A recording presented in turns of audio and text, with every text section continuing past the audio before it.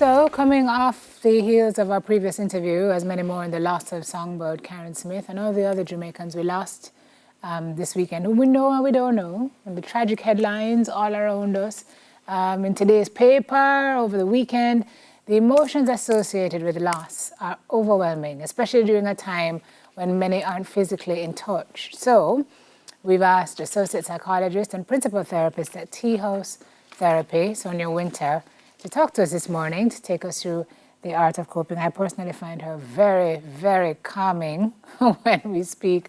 So hopefully that will translate Morning, to all Miss Sons. Jamaica this morning. Hi, Sonia. How are you doing? Morning, Simone. Morning, Neville. I'm fine. Thank you for having me. Good to see you. Boy, what a time to be alive, eh? We are being tested in many different ways. Yeah. And when we say we know, we're talking about the adults, we're talking about the children, and everyone in between, because everybody's way of life has changed. When we talk about grief and despair, we're talking about people trying to get used to new things in their lives. So the kids not being able to socialize as they used to, getting used to online school, people losing people they love, people losing people who know of people who, I mean, it's just been crazy.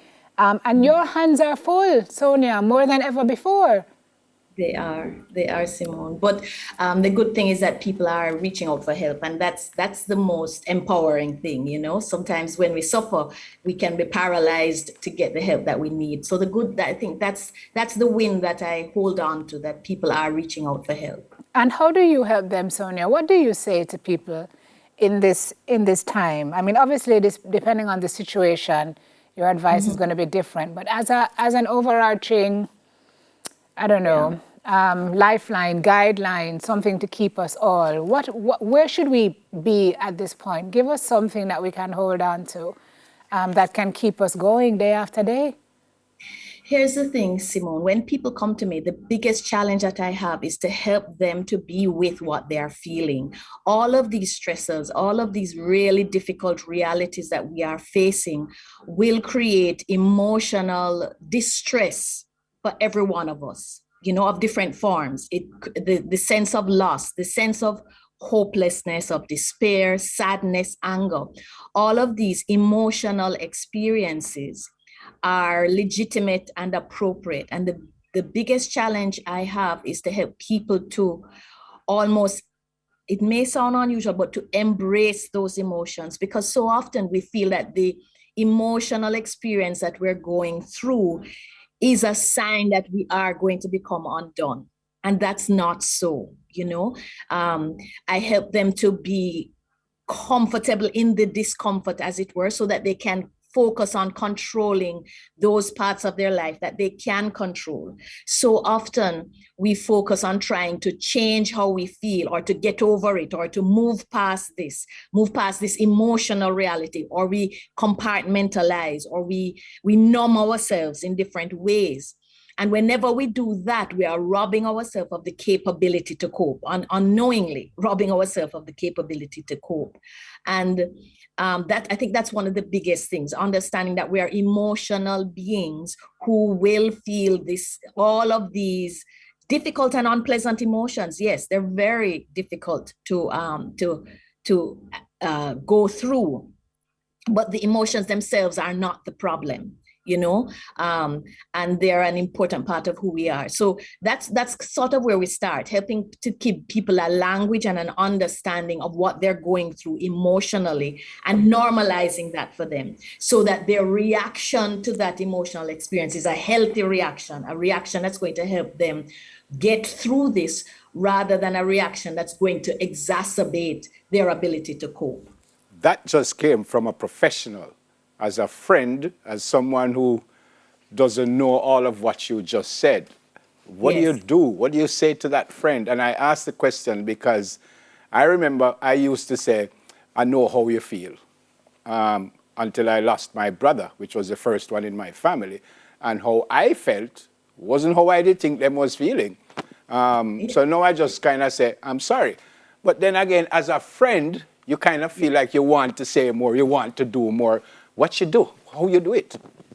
No, Neville, thank you for bringing me down to earth here. You're right. People want to know, how do I share this in a digestible way with my friend? And you know what? I think you hit the nail on the head. Instead of saying, I know how you feel, it makes a difference to say to people, I want to know how you feel.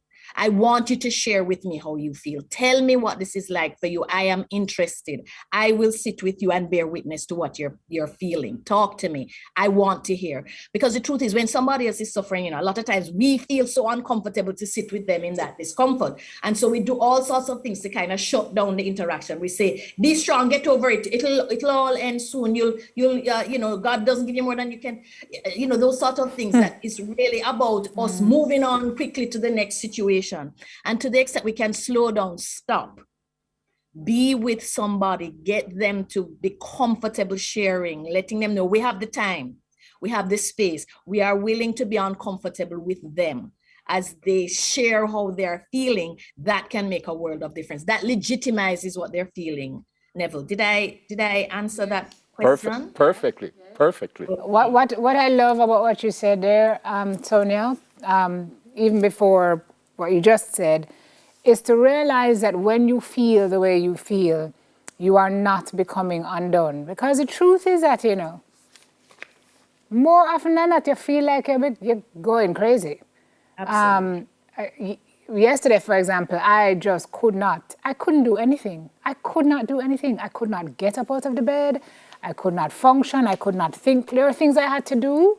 I could not do them. And that's how grief works. That's what you've told me, is that one day you're good and another day you don't know where the feelings are coming from, but you know you can't function. So for the person who's watching who doesn't know what that is, what is this anxiety? Is this anxiety?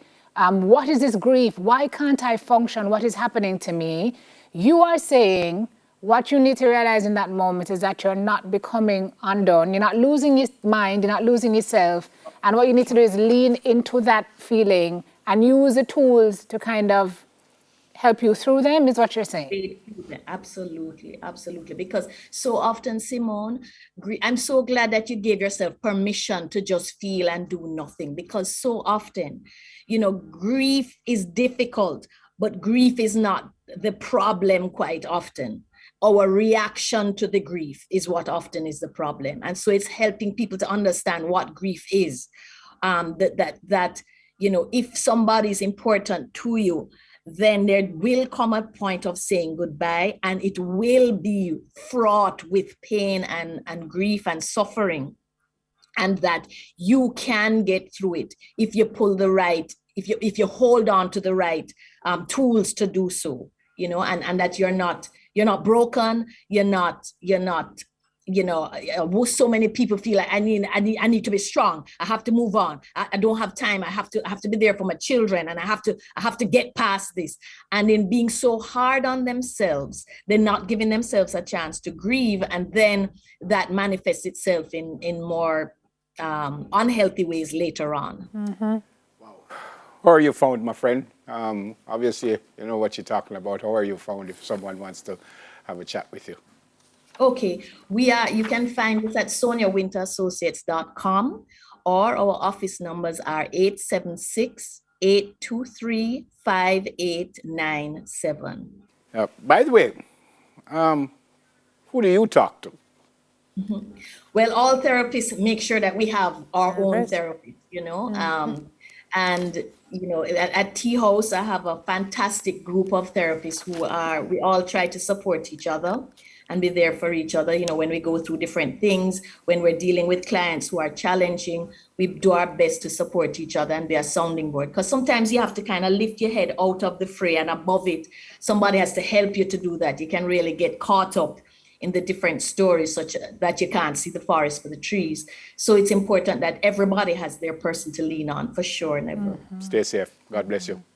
Thank you so much. Thanks, Simone. Bye-bye now. Thank you, Sonia. Associate psychologist and principal therapist at Tea House Therapy, Sonia Winter. Great resource. If you can, because sometimes, depending on who you go to, it may be prohibitive.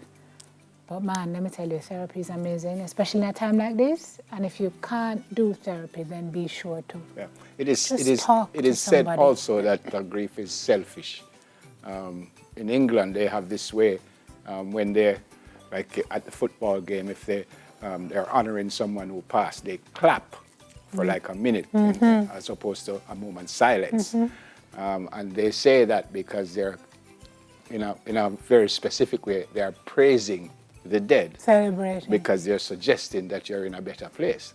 Having said that, who went clap when you lose your mother? Who went say, well done. Even if you think it's the thing to do, even if you think they're in a better place, it's an incredible feeling. And I can say that now, for sure. So, again, important, as Sim said, talk to someone. Talk to someone. Hopefully that will help.